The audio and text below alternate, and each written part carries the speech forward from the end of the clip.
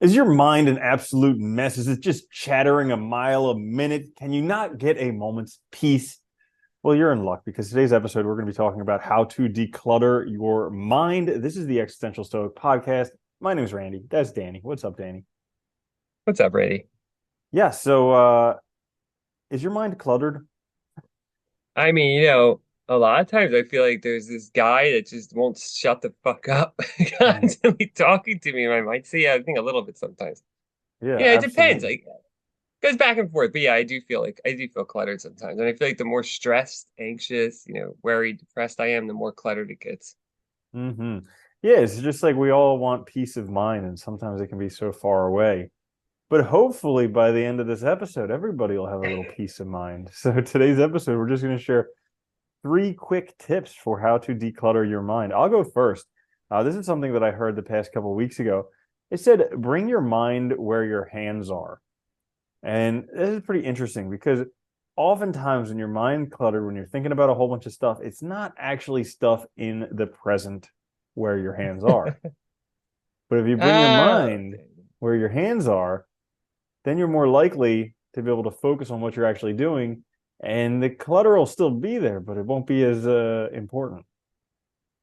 I really like that one too, because that's a good way to think about it. Like you are in the present, but often your brain is not. Your conscious self is way in the past or pretending about imagining some make-believe future that it can't get right, and it's trying to predict every possible outcome. It's like we are problem solvers, but we also create problems. So I think that's a really good one. Being in the present is like key to this, right? To decluttering, Yeah, learning and how to just talking be. talking about problem solvers, I had this epiphany this week where I'm pretty sure that like every problem that I've solved has been the start of a new problem. So I wouldn't we're just Yeah. problem shifters, you know? Or yeah, problem solvers, problem creators. It's really all Yeah. we do, right? Hmm. It is. It's ridiculous. It goes really well with my first one too, which is get what's on your mind in the world. Like I think this is like so talk to somebody. I think this is like a really big one, especially for me too. I know like a lot of times like I can't stop thinking about something or there's like all these things on my mind. A lot of it's just because I haven't actually said it. And like, we talked about this in the past, like listening to others, talking to other people. Like a lot of times people just want to be heard. They just want validation, right? And that's why like they don't need answers. They just want you to hear them because they got to get this thing out of the brain, right? Into reality. And it's like just saying it, a lot of times you feel that weight come off. You realize like, oh, it's not as big of a deal. And I think that is like crucial for me. I think it's just get it out in the world. Be done with Yeah, and I would even say you don't even need to say it to someone else. Sometimes you can just say it. it. And that's like the Yeah. craziest thing. It'll just take care of it. Like if you have this feeling that's just like too strong or whatever, if you just name it, then all of a sudden it's gone. You named it and yeah, can move on. So my next one, similarly, is write it down. So this happens to me all the freaking time where I become completely overwhelmed and I'm just like I just like reach system shutdown because I'm trying to do way too many things at once, but I don't have them written down. They're all up here in my mind. And so Yeah. to declutter my mind, I just write them down. And it's hilarious when I do this because each time the list is immense. And I look at it and I'm like, well, no wonder I'm completely fried. Like that makes sense. Yeah, that's funny. I was just looking at my running like to do thing, which is just like a general things that I want to get done. And I just was looking at it this morning and I think it's at like 40 some odd things.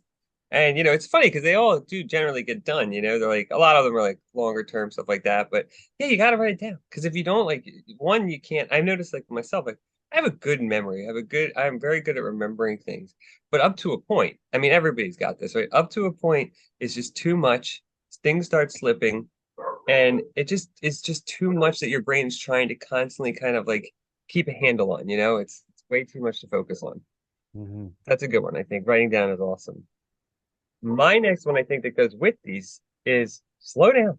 I think we're all in a rush. We're all in a rush to get to the next place, to get to the next thing, to be happy, to do something. And I think slowing down is key to decluttering.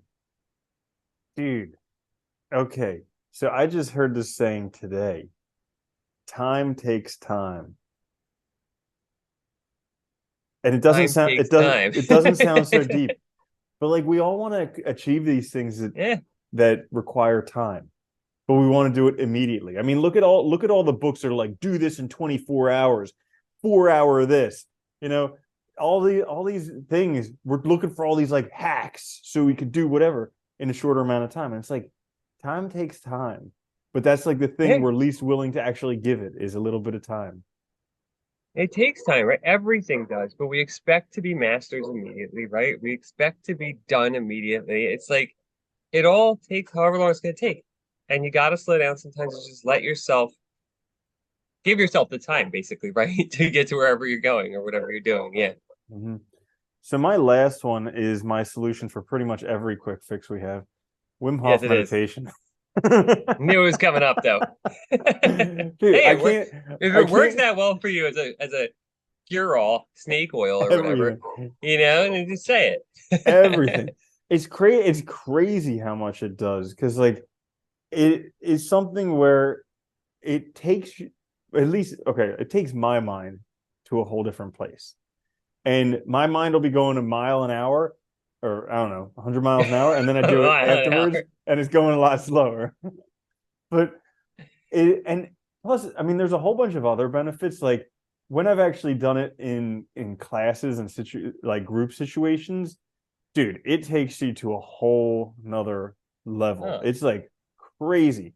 But even just doing it on a regular basis by myself, it clears my mind, it resets my mind, and it just gets me ready to take on whatever is going on. Yeah, but I think it's great you mentioned every time because one, like you found something that clearly works for you.